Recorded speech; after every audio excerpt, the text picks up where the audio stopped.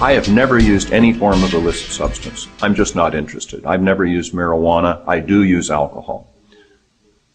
I don't recommend that our young people do that either. Of course, it is against the law, but even if it weren't, this is something that they want to look into, to be careful what they put into their bodies.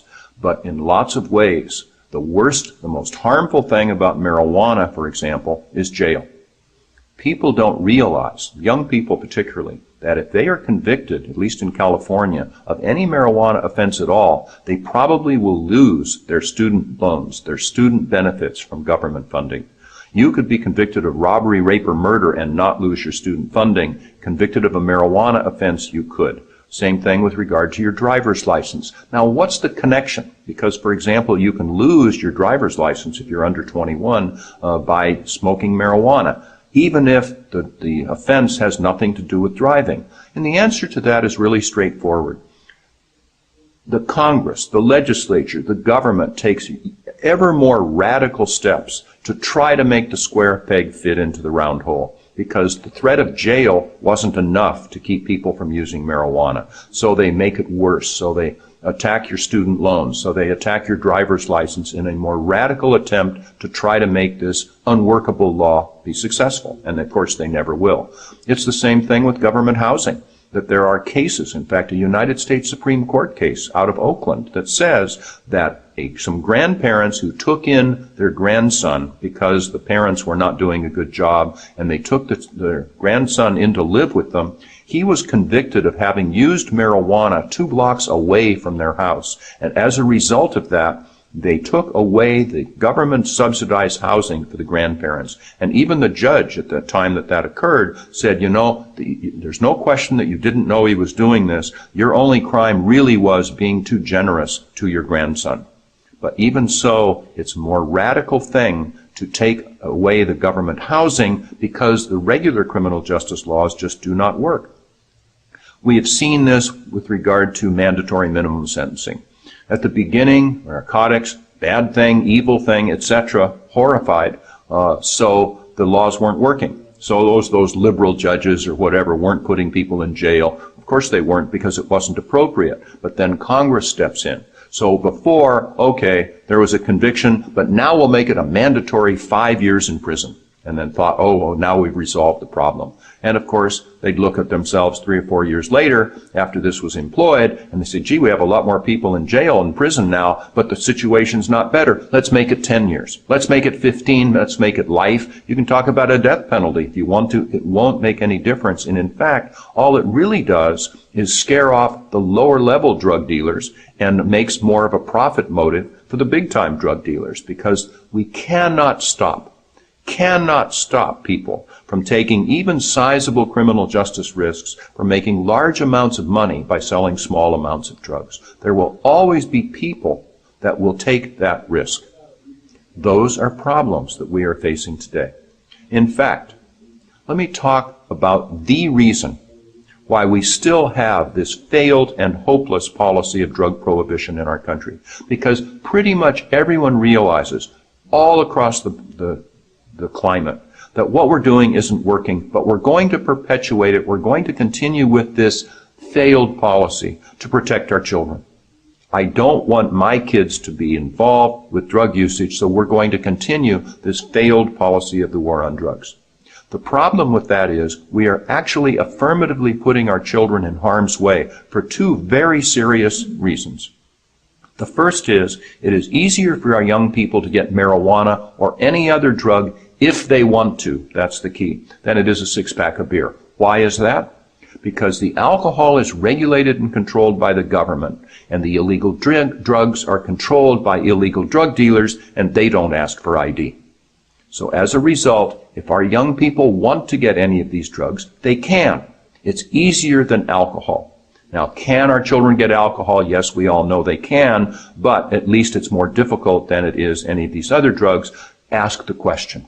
How many of you young people have ever had someone offer you a free sample of marijuana or methamphetamine, ecstasy, whatever, on your high school campus? And a lot of them will raise their hands. How many of you ever had somebody offer you a free sample of Budweiser beer or Jim Beam bourbon on your high school campus? And of course it isn't done. Why? Because the manufacturers are regulated and controlled, and they know full well that they'll get severely punished, as well they should be, for doing such a thing. So it's easier for them to get the illegal drugs, if they want to. I ask kids, if I were to give you, ask classes of kids, if I were to give you each $50 in cash right this minute, how many of you could come back tomorrow at noon with $50 worth of marijuana if you wanted to? And 2/3 of the class will raise their hands, and the other third just could, but they just haven't thought about it. So that's the problem that we're facing. It's all caused by the policy of drug prohibition. The second reason why we're putting our children in harm's way, and I've seen this in juvenile court time and time again. Ask yourself a question. How much risk-taking can an adult drug dealer buy for $50 in cash from a 15 or 16-year-old boy in the inner city or anywhere else? And the answer is quite a bit. Now, $50 in cash is chump change for an adult drug dealer, but it's a lot of money for a kid. As a result, you have all of these drug dealers recruiting as many kids as they want to help them in their enterprise for selling illegal drugs. And they use them as gophers, they use them as lookouts, couriers, whatever it might be. Then, as night follows day, as soon as the reliability of our young people is established, the adult drug dealers trust them to go out and sell small amounts of drugs in the communities. Why would they do such an awful thing? The answer to that, of course, is easy. More money for the kid, more money for the adult. Ask yourself this question, which I do all of the time. If you have a 15, 16-year-old boy or girl selling drugs in his or her community, who is he or she going to sell to? People like me? No, they're going to sell to their 14, 15, 16-year-old peers, thus recruiting more children to a lifestyle of drug usage and drug selling, and it's all caused by our laws of drug prohibition. And that is why, as a judge, as someone who does not want our children to get roped into this lifestyle, we must change away from this failed policy. And I am doing everything I can to communicate those pieces of information to our people. Another example. For a long time, I was on the abused and neglected children calendar in juvenile court. And I would have maybe every 4 or 5 weeks the following scenario come into my own courtroom. I would have, let's call her a single mother of 2 kids, make a real serious mistake. Namely, she'd hook up with the wrong boyfriend, and the boyfriend would be selling narcotics. Okay, one fine day, he would come to her and say, "Tell you what, Sarah, if you take this package across town and give it to Charlie, I'll pay you $500.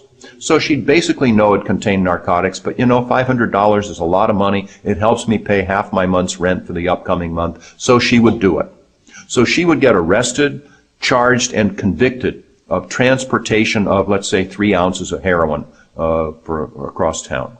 So she would get a sentence of 5 years in prison, which, to be honest with you, in today's world, that is not an unreasonable sentence for the transportation of 3 ounces of cocaine. Let me ask you a question.